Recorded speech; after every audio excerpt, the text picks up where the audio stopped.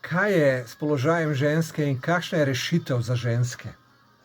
Položaj ženske je danes strahovito zahteven, zapleten in tudi na otroke je vršen pritisk.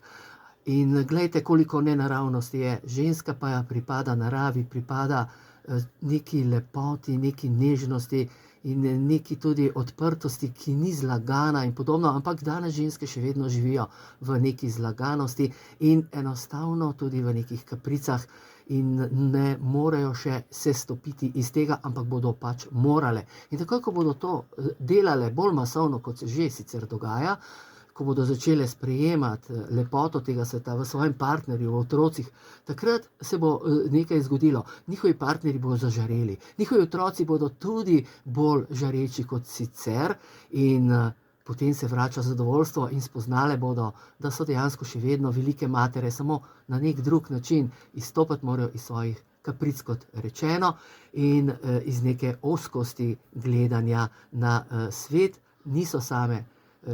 Lepota sveta, ljubezen stoji za njimi in one so njihove nosilke. Vladislav Stres. Hvala.